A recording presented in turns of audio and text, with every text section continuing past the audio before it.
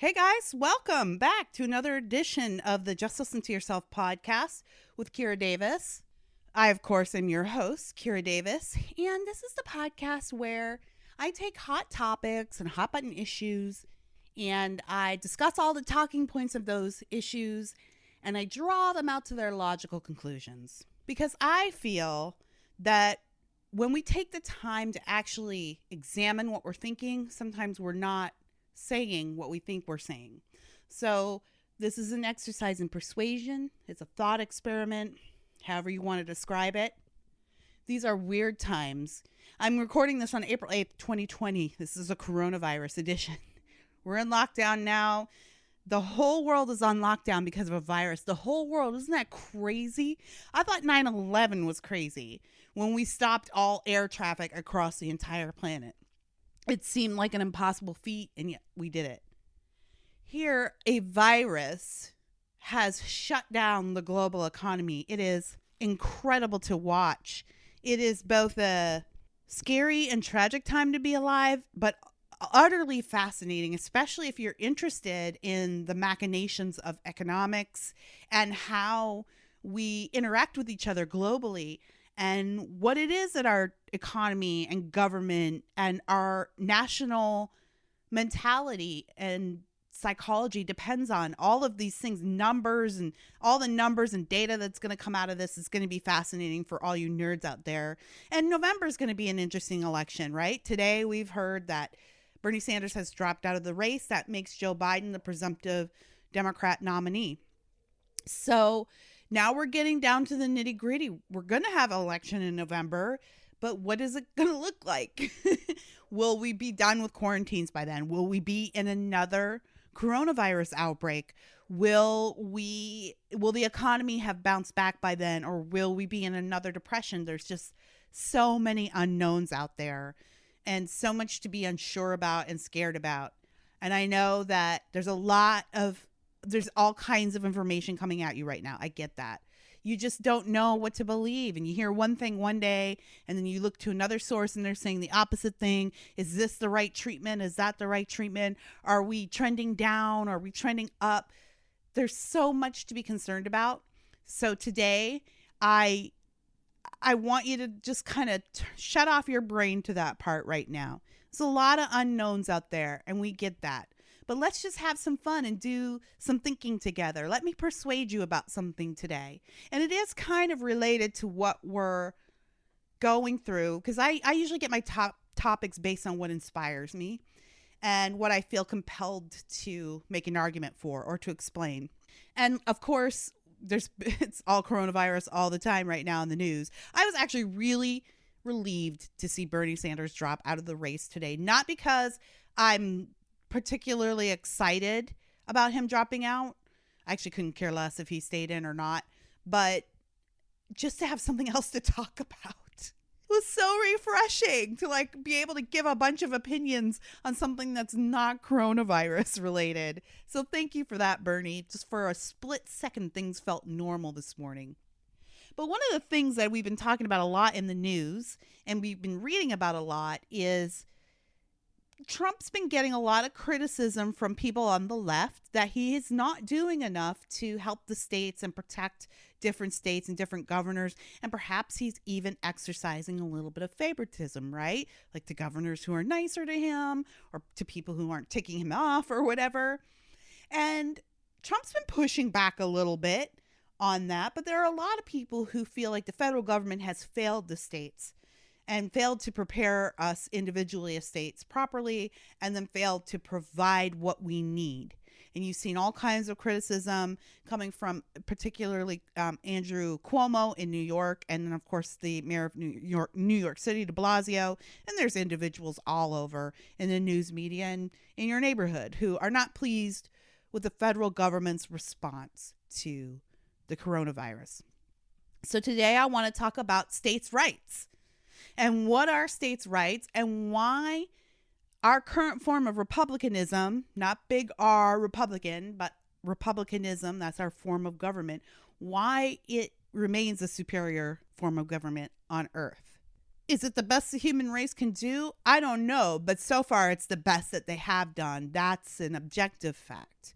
If you just measure by prosperity and mortality rates and general advancements and the fact that we're the lone superpower in the world as it stands right now.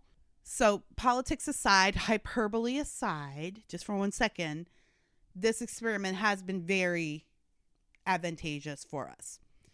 Part of the American experiment is the idea that there is a central government and then there's a bunch of states underneath the central government, or the country is made up of a bunch of states. Now, I just made a little slip up there. I said there are a bunch of states underneath the central government. That is the argument that is made by people who want to see a strong central government and the states as sort of following that government. But that's not republicanism. There are a lot of people who think that's what it is, and that's because we don't teach our concepts of government well enough in school lately.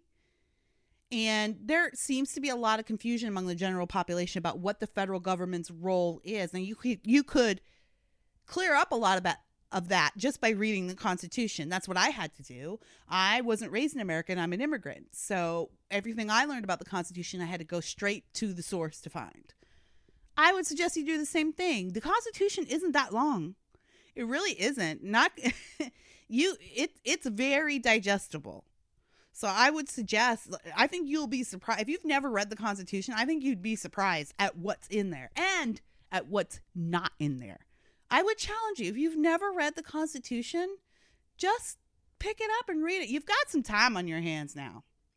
But a lot of people feel like DC's Papa, and then everybody else is like aunties, uncles, cousins, running things on the instructions of Papa. But that's actually not the concept of federalism. Federalism is sometimes described as a strong central government presiding over a bunch of weaker independent states. But that's the wrong definition of federalism, and that's fine. We get a lot of words wrong. We use a lot of words wrong. We use the word literally wrong all the time now, right? So that's fine, but sometimes people use that word thinking that it actually means the opposite. Federalism is a weak central government and strong individual states. We are the United States of America. America is the country. The states that reside in this country, geographically speaking, are individual countries. America is a nation full of individual countries that are united in one cause under one flag. But the concept of the Constitution is that each state is supposed to operate like an individual nation. It's right there in our name, people.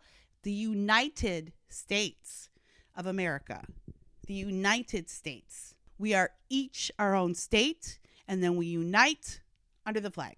The Founding Fathers did not come to this conclusion easily. We look at the Founding Fathers the way that we look at biblical figures. Like, oh, these people were so smart. They just had it all figured out. Everything was black and white for them. No, they argued and fussed and fought just like our Congress does today. There's a reason why Congress acts like it does. There's a reason why Congress has chronic gridlock. It was built to be that way. It should not be easy for Congress to do things. There should always be a tension. There should always be argument. There should always be people on both sides of the fence arguing and fighting for what they believe. That's how we get to middle ground. So there were some men during the founding of this nation who really believed that we needed to have a strong central government because the war that we were fighting required so much unity among these colonies that were really divided at the time. Don't think that America's never been more divided than it has been now. These colonies, they just didn't have the internet. They hated each other just as much as we all hate each other today. So it was a real feat to get these people to work together for almost a decade to fight for their freedom. So there are a lot of people who said we need a strong central government because when times get tough, we need a way to pull everyone together. We all need to be under this one flag. But there were others like John Adams who said, no, we need weak centralized government. This is exactly the thing we've been fighting against. The King of England is setting the price of tea. He's setting the price of the blacksmith. He's setting the price of milk, of butter. And he's thousands of miles away. He's never visited the colony, and no one there knows what the economy is here and what people need here and how the seasons work and how production works. No one knows any of that stuff, and yet they're controlling every aspect of our lives. This is literally what we fought against. We cannot then institute the same thing. We need a weak central government and a strong backing for the states, strong states.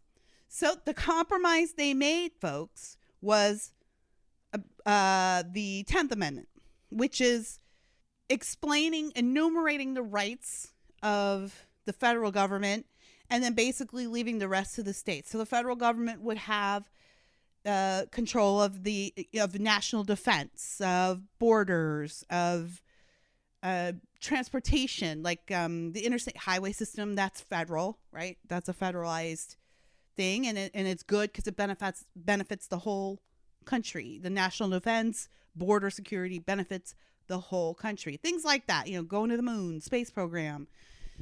All of that is covered under what the national government is responsible to the people for. And then everything else was supposed to go to the states. So there are a lot of people that say, but if the federal government had more control, we could more easily respond to events like we're going through right now with coronavirus and quarantining and all that. There are a lot of people who say the federal government needs to be stronger because their response needs to be stronger. But my response to that is this, and it'll come to no surprise as people who have been listening to this podcast for a while. But there is a very good reason why the federal government should not have that type of control and cannot have that type of control. And I just kind of explained the background of it by talking about what the King of England was doing to the American colonies during the Revolutionary days.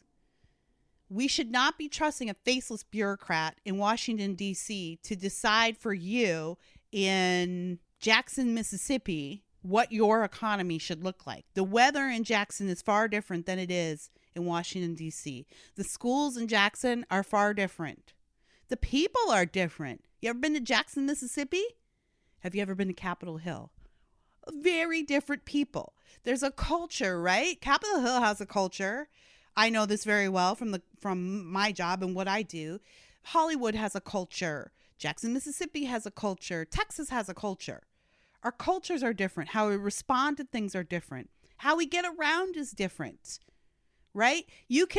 The government could say everyone needs to socially distance. No one's allowed to meet up anymore. No one's allowed to go outside their house anymore. But that doesn't work for Wyoming, where your nearest neighbor might be 10 miles away. How do you order someone to stay inside their house when they're 10 miles away from their nearest neighbor? The situations differ based on where you are for a lot of factors, not just culturally, but geographically speaking. What is a good economically on in the Florida Panhandle is going to be totally different in North Dakota. A bureaucrat cannot address all of those. A Capitol Hill bureaucrat cannot address all of those differences.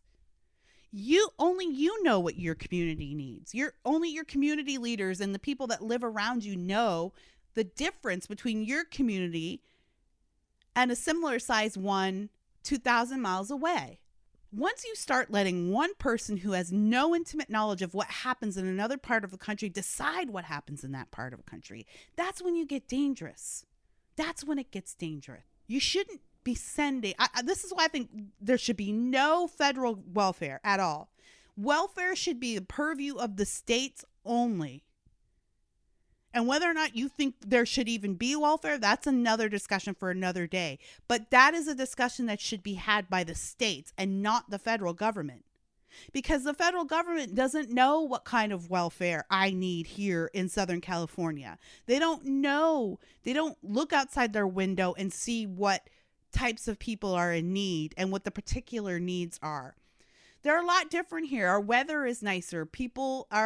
We have a bigger homeless problem because it's a lot easier to live outside here in Southern California. So we have different needs about what our charity dollars need to do. What we don't need to be doing is sending the federal government, $20 of our paycheck every week so that they can send it back to our state as $11.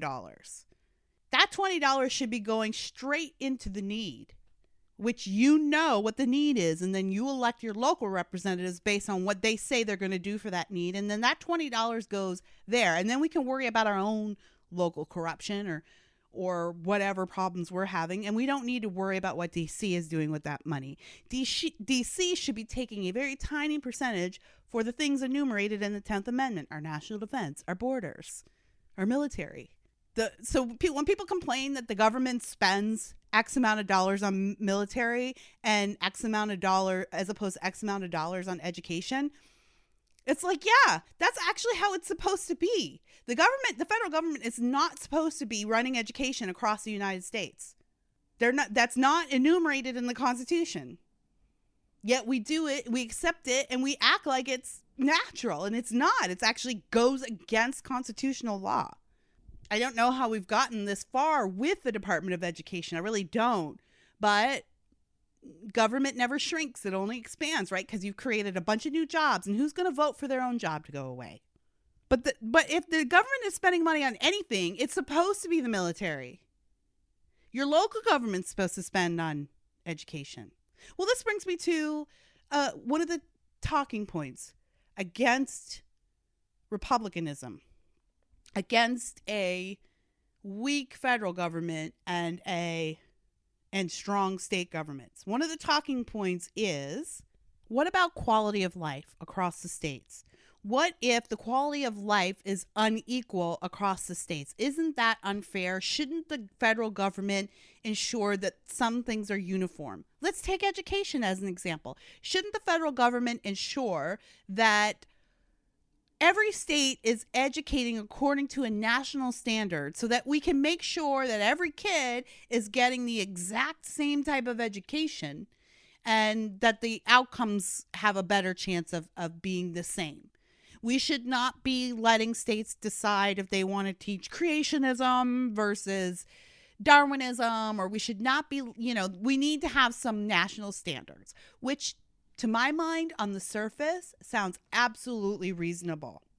It does. It sounds absolutely reasonable because, well, do I want Mississippi to be able to teach, to one day switch to the whole school system being madrasas and learning history from an Islamic point of view?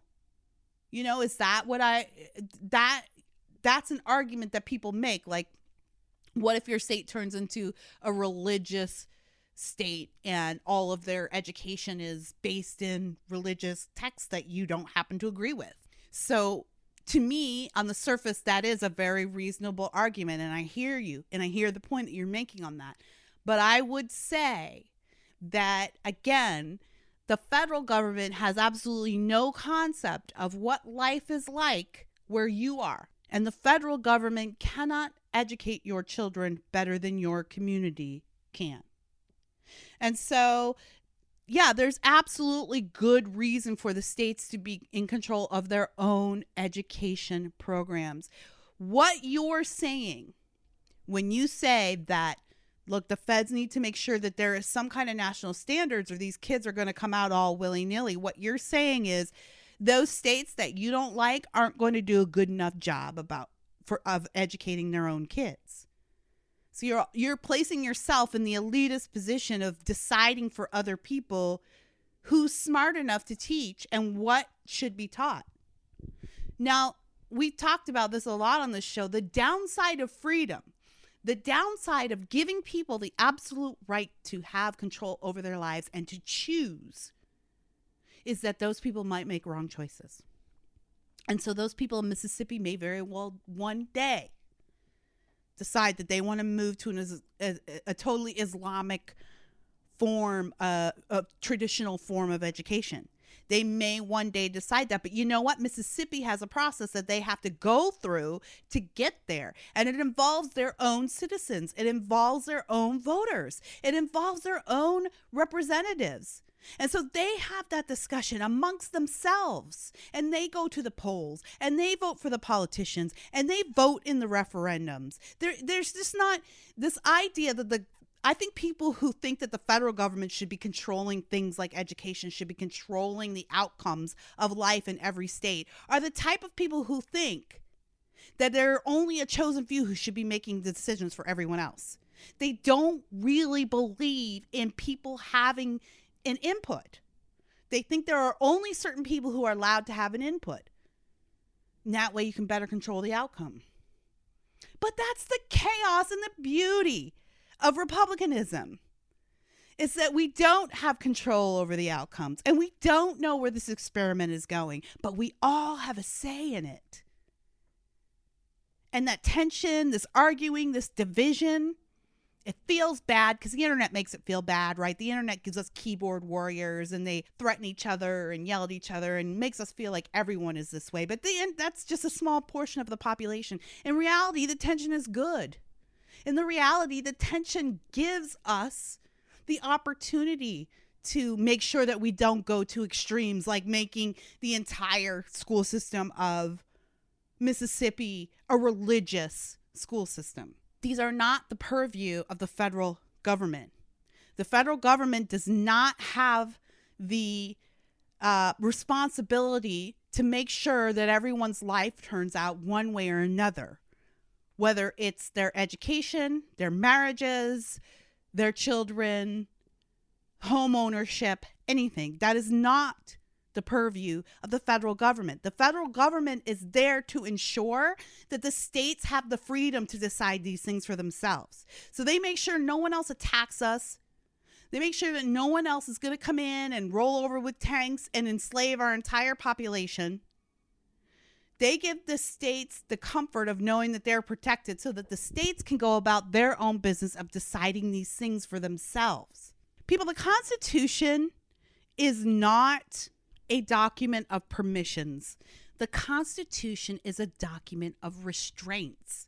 The Constitution is a restraint on federal government. And if you read it, it becomes very clear. It is a restraint on what the government can and can't do. And I know a lot of people who want to say, well, the Constitution is a living document. It's living and breathing. And it's always changing. No, it's actually not. Documents don't live and breathe.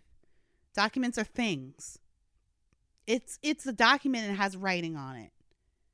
It doesn't live and it doesn't breathe. The words there mean what the words say. We have way too many lawyers in this country that have made this way more difficult than it needs to be. A lot of people will say that the Constitution, it makes me laugh to even talk about this point because I think it is so, it's not thought out at all, but it just sounds good. The Constitution guarantees life, liberty, and the pursuit of happiness. Well, the Constitution guarantees life. You're absolutely right. Yet we deny life to people all the time here in this country, right? Millions of babies aborted a year. We deny the right to life. The right to life? It's right there in the Constitution, and yet we spend all this time arguing about it. The right to life, the right to live is right there. That's right there. If you want to talk about what the government is supposed to guarantee, it does guarantee the right to life right there. Liberty. Government's supposed to guarantee liberty. Okay, well, you do that by protecting our national borders, making sure there's no Hitlers coming in and, instituting Nazism. We're not going to be rolled over by the Russians anytime soon. They guarantee liberty and the pursuit of happiness. The pursuit of happiness, people, not happiness. They do not, the Constitution does not say you have the right to life, liberty, and happiness. You have the right to pursue happiness.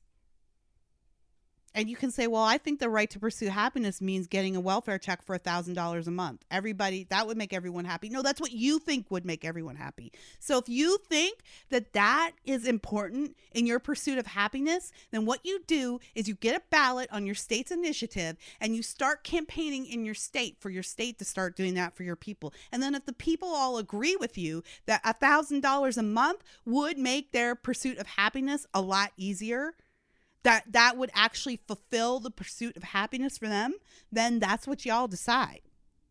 That's not the federal government's purview. That's not even what the pursuit of happiness means. It's the pursuit. It's chasing.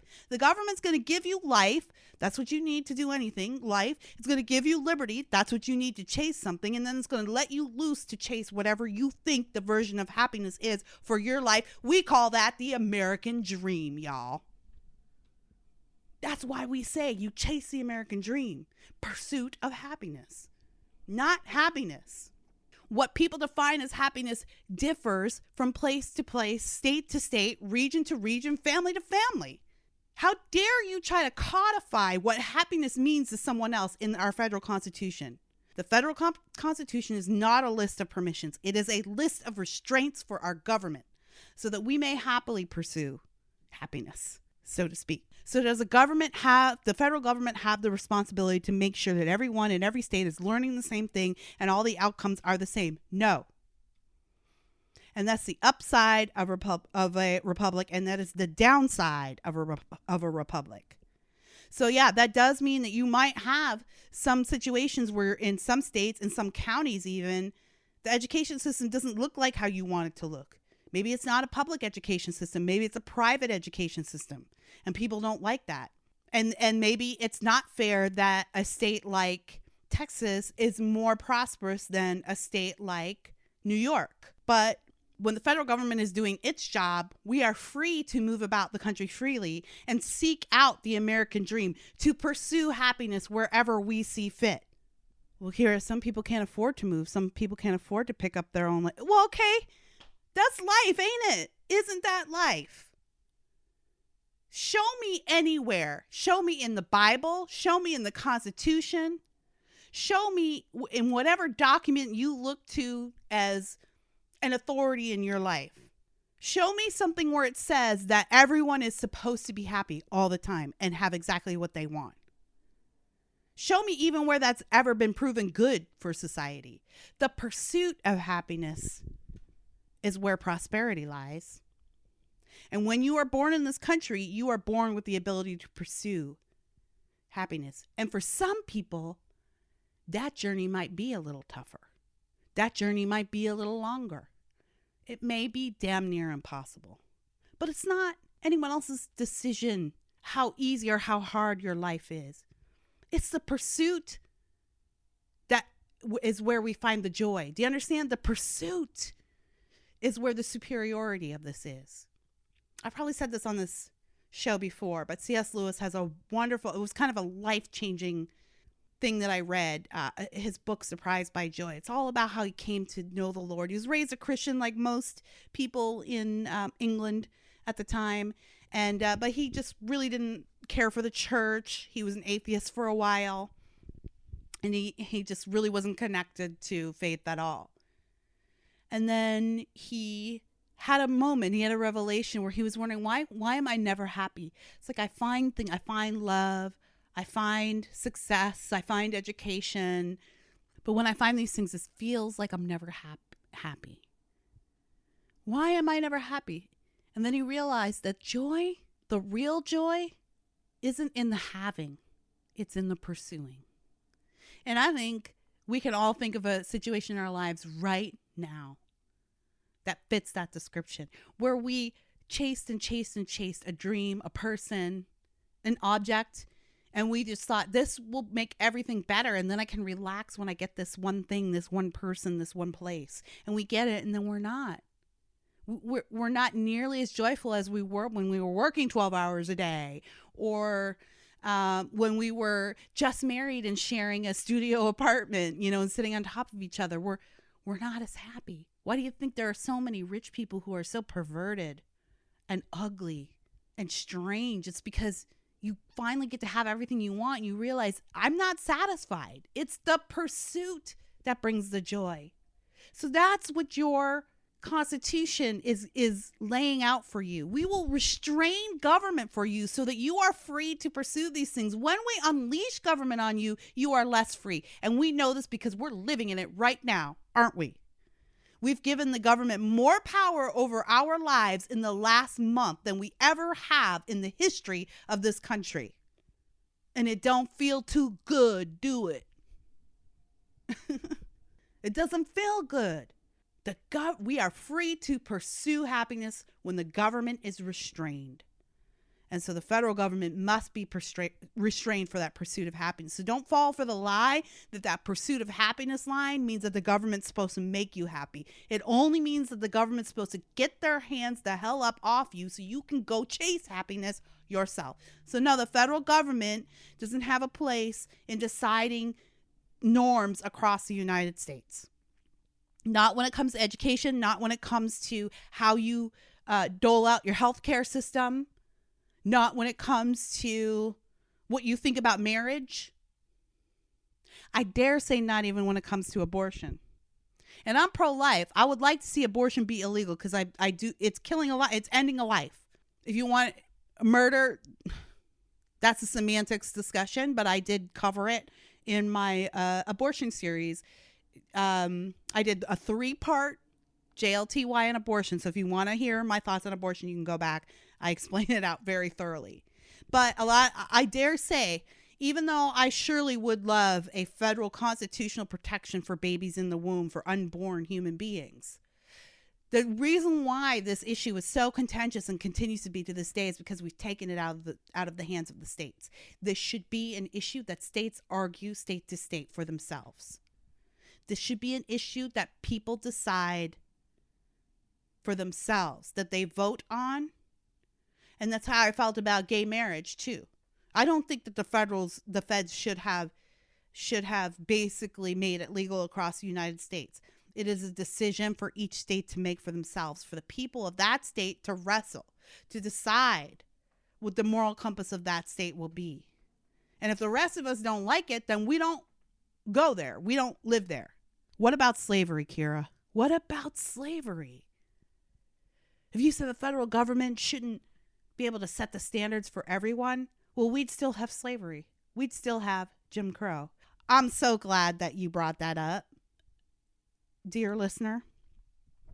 And I think, again, it's right to bring that up. I'm glad you did because it needs to be discussed. What about slavery? What about Jim Crow? Should the feds have gone to war over the issue of slavery?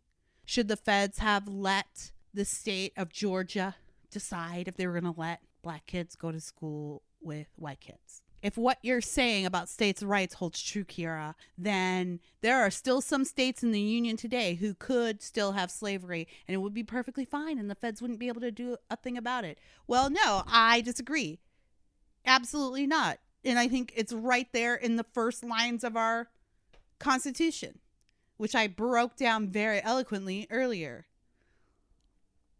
Life, liberty, and the pursuit of happiness. You are entitled to your life, a life which is endowed by a creator, which is also in our Constitution, which I talk about almost every episode on this show. The reason why it is important that our rights are endowed by a creator and not a person is because a person can take your rights away. But since none of us can speak for the creator or a creator, there's no way those human rights can be taken away.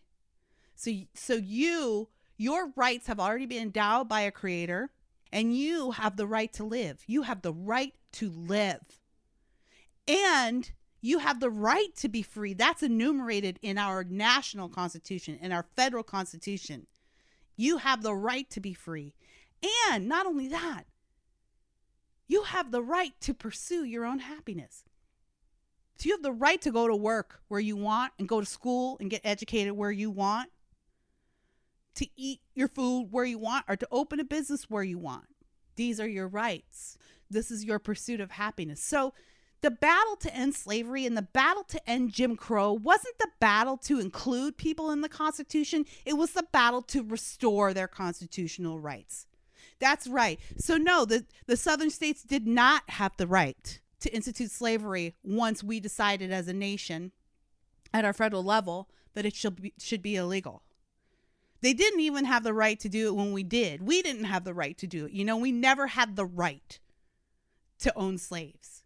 That was a perversion of the agreement that our founding fathers made regarding who gave us our rights and what those rights are. It was a perversion. So the Civil War and the Civil Rights era and the struggle for civil rights, Martin Luther King and Malcolm X and all those names that we know by heart now, Those people weren't fighting to get included in the Constitution. They were fighting to get their constitutional rights restored.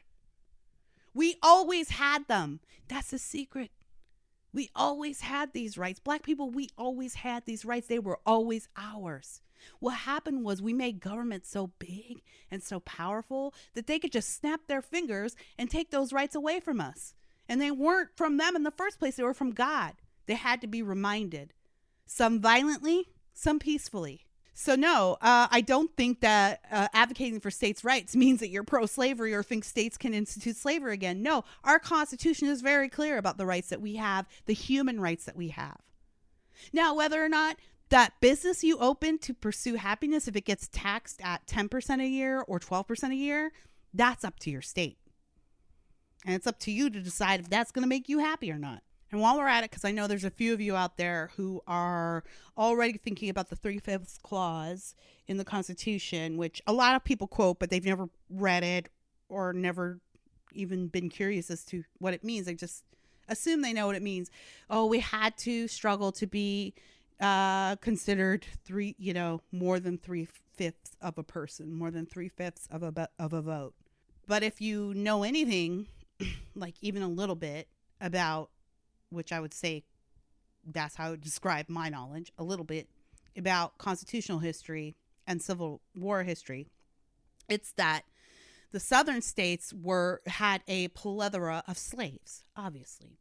And what the slave owners were doing was having their slaves come vote and then counting, and their votes counted. But so if you have, and they're forcing their slaves to vote, right? It's not like they're like, oh, look, Jerome, why don't you go down to the ballot box today and decide whether you're going to vote for your freedom or not? No, they were obviously like, you're going down and you're going to vote for slavery. And so slave owners who would have only represented one vote suddenly have 50, 100, 200 votes. Right? They were swaying elections pro-slavery because they were counting their slaves' votes as votes. And the federal government said this can't be right. These people don't even have basic freedoms, and yet you want us to count their vote as, a full vote, knowing that they're not free to make their own decisions. So the best they could come up was this 3/5 clause. Like, your slave labor isn't a very accurate counting of the voting mentality of the current electorate in Georgia right now. Harris. That's what that was. It was actually a protection. If we didn't have that clause, it may have been a lot longer before we rid ourselves of slavery. That's not the popular way to look at it because there's no outrage value in it. We can't really use it as an emotional pull for an argument. But that is what that was. And by the way, we don't have it anymore. Right? Your vote and my vote, it's the same vote, ostensibly. So once we got rid of the scourge of slavery, we got rid of 3/5. We didn't need it. So that's my rebuttal to your 3/5 of a person argument, in case you were thinking of making that. I know that we haven't been perfect. I've talked about this before. In the founding of this nation, don't ever think that there was not a discussion about abolishing slavery in the Constitution and adding that to the Constitution. There were huge arguments over. One of the most prolific and passionate anti-slavery activists, abolitionist activists, was Abigail Adams, the wife of John Adams. And they had a bitter falling out over the fact that he could not get an exemption for slavery into the Constitution. But they needed to unite these states in this battle because they were losing. And they needed the southern states, they needed the power of the southern states to help them fight this battle. So they made these concessions hoping, and John Adams, he recorded this. He wrote letters to his wife. You can look it up, where he says, I am hoping that we can go back and fix this grave error. This is not what we should have done, but we made hard decisions. We need to win this independence, and then we can come back. And of course, we know how long it took to get back. Government rarely shrinks. Government never shrinks, really. So don't think that there wasn't ever an argument against slavery and that every founding father went in there and was like, yeah, I can't wait to enslave black people and build this country for free. It wasn't like that. There were plenty of politicians who wouldn't have called themselves politicians at the time. They were just regular people, farmers and blacksmiths and business owners and educators who were coming together and trying to figure out the best way to move forward with freedom. And they didn't do it perfectly. But they gave us a system that allowed us to prosecute ourselves. They gave us a system that allowed to fight for our own freedom, to right the wrongs, to restore the constitutional rights of every American.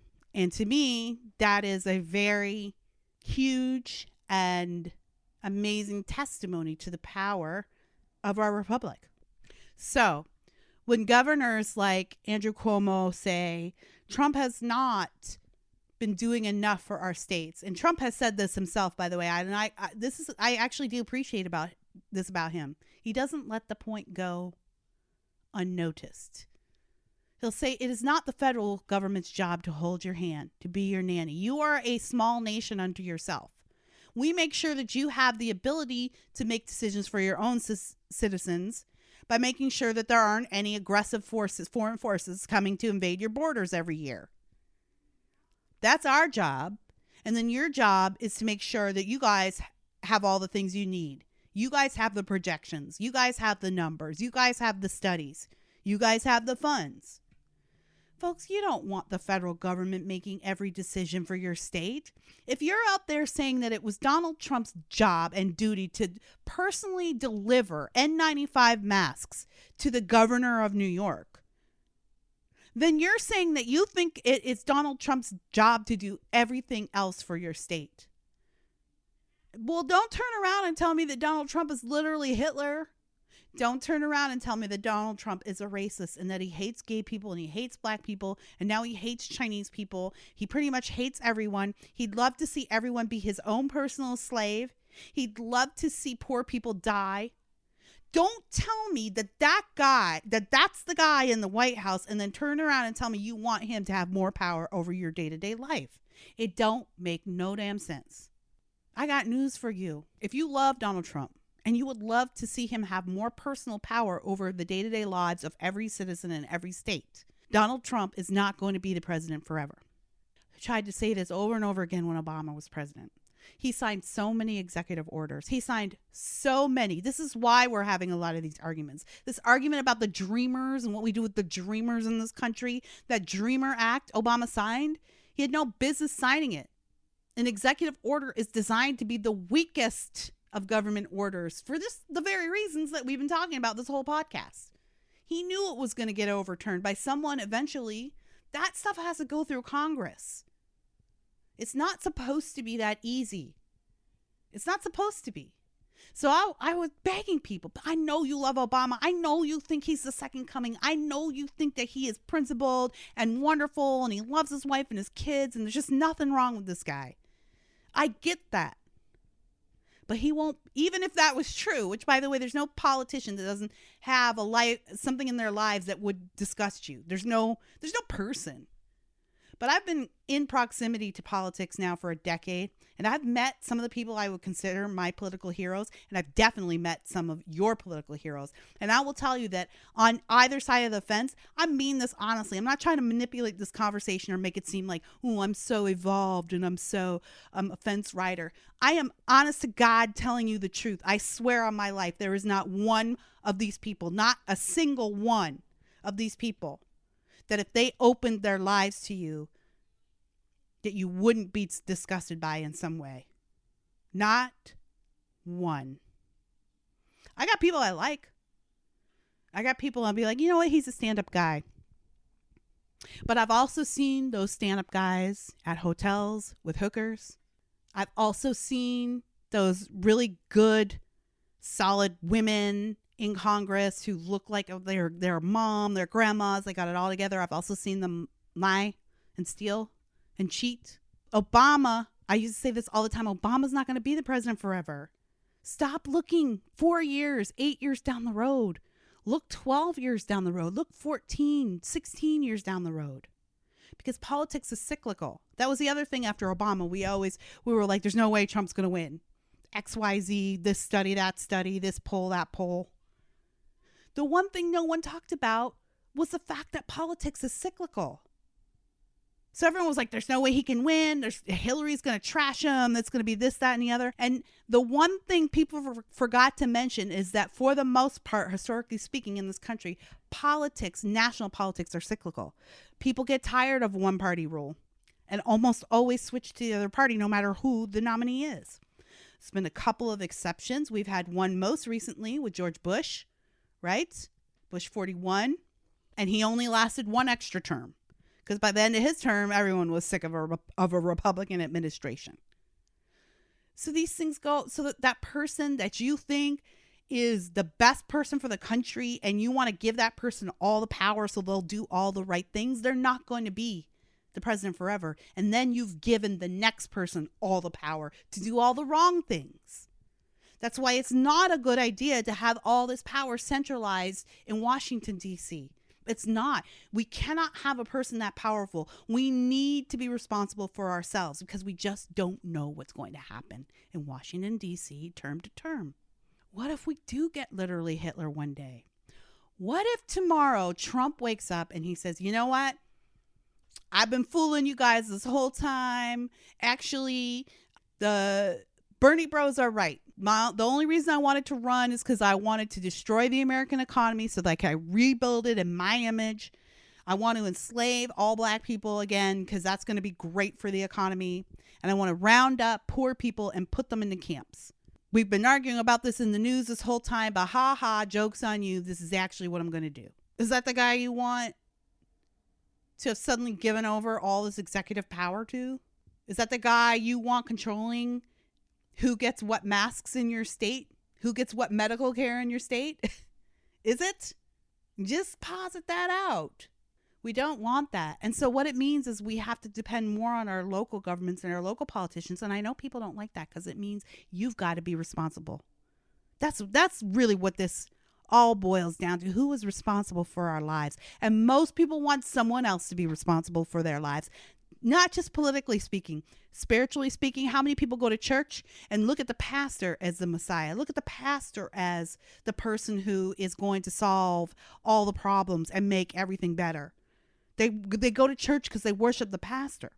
Because they want someone to tell them what to do. They want someone to tell them the right way to go and the right decisions to make. Freedom is costly. It costs us not just in the blood that we spill to protect freedom, although that's a huge part of it, but it also costs us peace of mind. It costs us the ability to make decisions for other people. We don't like that. If you take responsibility for your own life and if it's up to you to educate yourself on what your local politicians are doing, well, that's a lot of work. How about I just pick someone that looks pretty and seems like a really nice guy? And then I just depend on him to make the right decisions for me. But that is not how freedom works. When we do that, that's how we get slavery. When we do that, that's how we get Jim Crow. We let a couple of people make decisions for the rest of us that flout our constitutional rights. But we've abdicated our responsibility on the local level, so we don't have so much control. Federalism is your friend. Republicanism is your friend. States' rights is your friend. So I hope this puts an end to this for some of you out there, this argument that to use the term states' rights is some kind of buzzword for wanting to enslave people. It's actually the opposite. The rights that are enumerated in our Constitution are like they're negative rights. It's not rights that the government bestows on you. It's rights that the government restrains itself from superseding.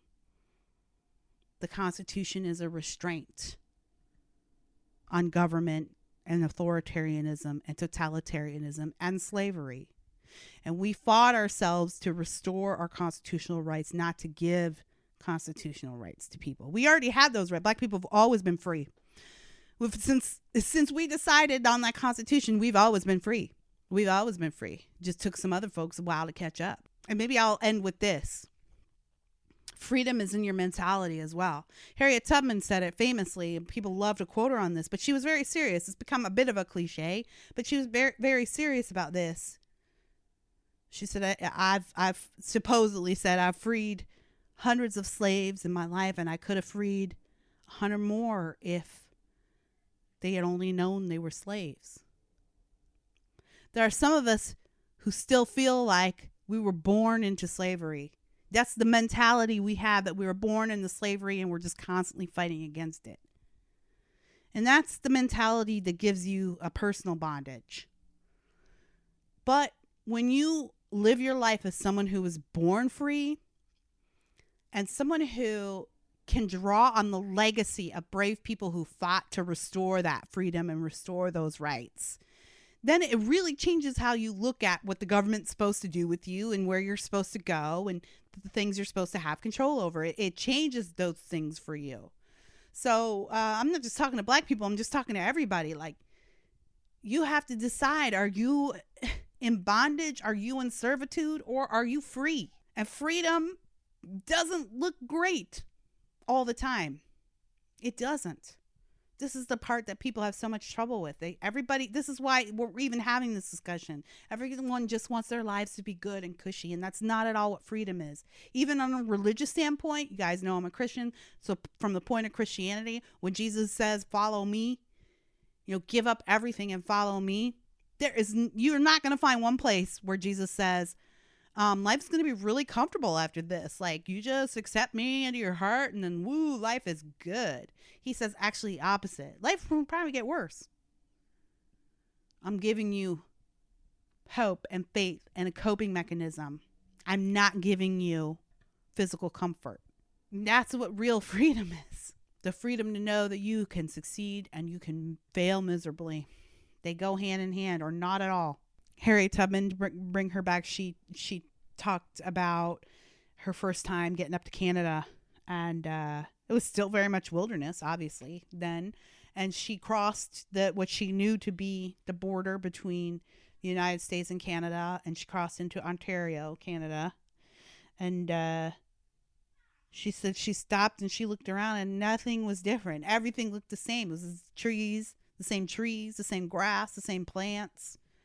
There was no welcoming party. There's no one with food and blankets. There was no parade for her. She was exactly the same person she was when she crossed over that unseen border. The difference was she was free. I use this in my film that we wrote about Harriet Tubman. It's called Minty, Minty. You can find that on YouTube if you want. Just look up Minty or go to tubmanmovie.com to see that if you'd like. But one of the lines we wrote, which she didn't say in real life from the documents that we have, but I imagine her saying this: there's no comfort in freedom. There's no physical comfort in freedom. There's only the knowledge that you are free to pursue whatever it is that you think will bring you happiness and satisfaction. And it's the greatest gift we could ask any government to bestow on us. So I hope I've made the case for why it's not Trump's job to make sure, even though he is, he's getting these federal supplies around to people who need it, but it wasn't his job to make sure, or Obama's job to make sure that every state had everything they need for any crisis in any event. We don't even want him to be able to do that because it comes with a whole other list of drama and insanity that Americans, we wouldn't want it. We would rebel against it. So I hope I've made my case for why states' rights are so important, why states' rights have been important to restoring the rights of all Americans, and why, even though it's inconvenient to think that Mississippi might educate their children a lot differently than California, why it's still important. It's important for our success as a nation, for our innovation. It's important that we have all different kinds of people in this country because that's what drives innovation. That's what drives prosperity. Okay, I think I've made my point. We live in the greatest country on earth. That is a point that I will never argue. And don't even want to have to try to persuade people on that. That is a fixed point in my mind. We live in the greatest country on earth, and I'm so grateful to be here. And I'm grateful for you, listeners, for coming on this journey with me and having the discussion, the quote unquote discussion with me today. If you'd like to get in on the discussion, if you have some points to make that you think I didn't make clearly, or you have some arguments to make, please hit me up on Twitter at realkiradavis, or email me at kiradavis422. That's the numbers 4 and 2 and 2 at gmail.com. And let me know what you think. If you have some ideas for future topics that you'd like to drop in there, go ahead and do that. And also, if you've enjoyed this episode or any other episodes, I so very greatly appreciate it when you leave a review and a rating on iTunes or Spotify or wherever you're listening to this. It helps so much with the search ranks. And it kind of gets me out of the talking head ghetto.